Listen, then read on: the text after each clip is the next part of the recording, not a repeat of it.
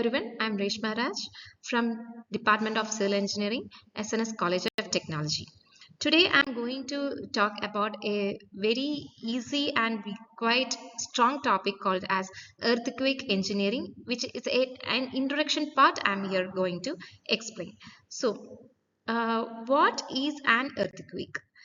Here earthquake, we can able to define it as it is a sudden release of accumulated energy in the earth's crust, so which that can cause like vibration or shaking in the ground, such kind of. So this will be releasing several energy due to several reasons. So one kind of main reason we can able to talk is tectonic plate movements, and next another important cause is volcanic activity, and next is human made or human induced cases such as breaking of a man-made structure called dams. These are the main common examples. When we come across the key terms, certain key terms we should know the meanings. Such key terms I mentioned here, very important key terms, and one is like focus or hypocenter. So the focus or hypocenter is exact at what point the earthquake may occur. It is known as focus. And next is epicenter. Epicenter is the point of earth's surface directly above the focus is known as epicenter. And next is magnitude, where the energy released is termed as magnitude and it is being calculated. And next is intensity, the shaking how strongly the shaking will feel to a particular place is known as intensity.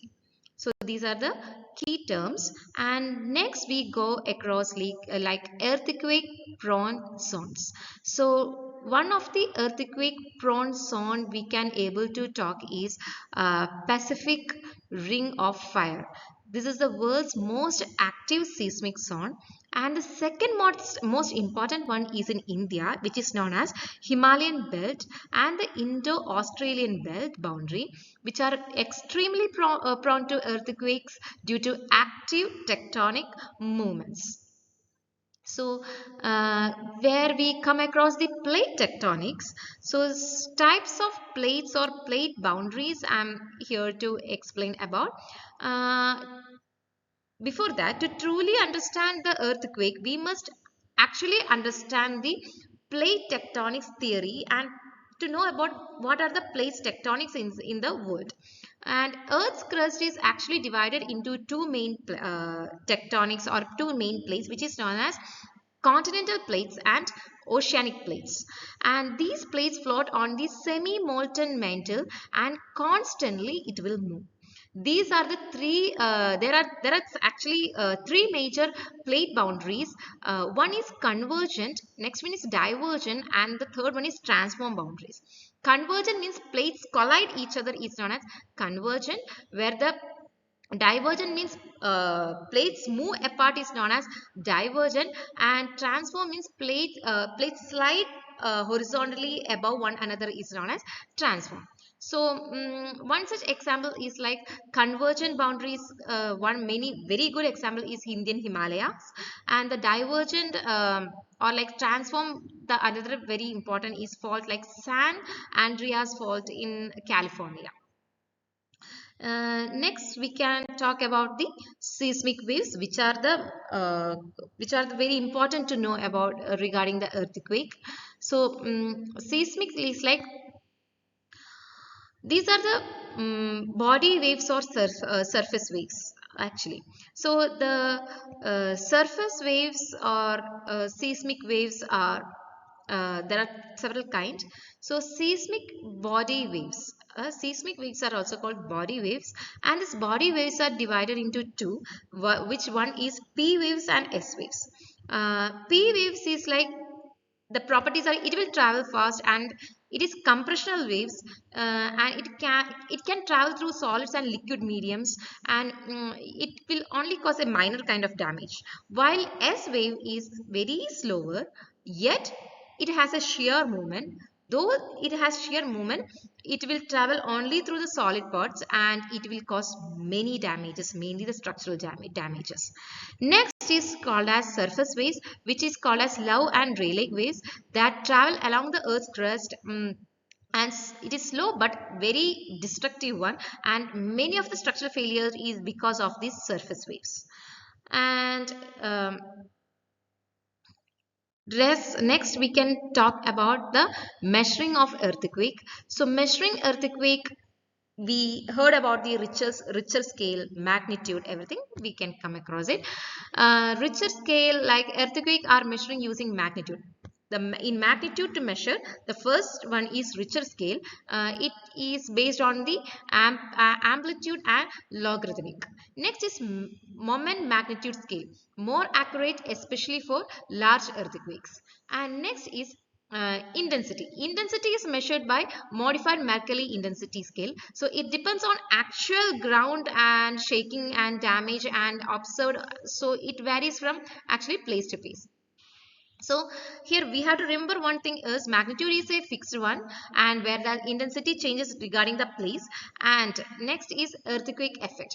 So earthquake effect we can talk about is like uh, there are like many effects due to earthquake.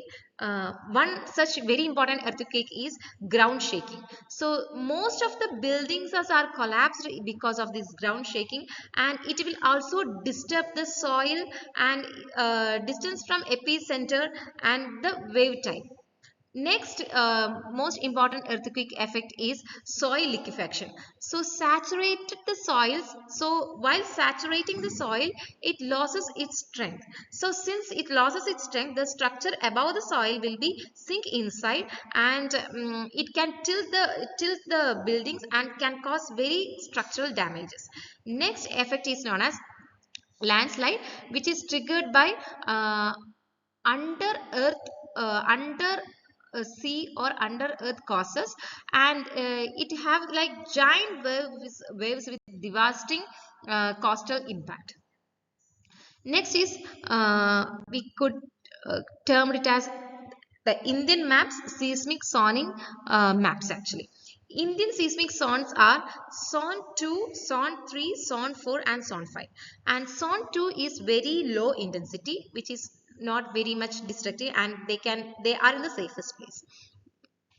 Zone 3 is moderate, uh, and zone these yellow colors are moderate actually, and you can see the blue color is zone 2 low intensity, and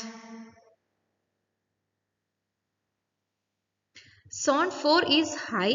So here zone 4 is in green color, and zone 5 is very high and it is in red color. uh, so purpose of the seismic zoning, we could take it as like the maps are very crucial. So they actually guide structural engineers on how to design the loads in these kinds of areas, and they are very mandatory in building codes such as IS 1893 is using for earthquake engineering. So they help in planning and safer infrastructure, especially in vulnerable regions. And seismic zoning is not actually just a map, it's a life-saving tool for disaster. Regarding this only, we have to design the structure. If we are ignoring that, means our structure is not safe, we could able to tell it as. So as a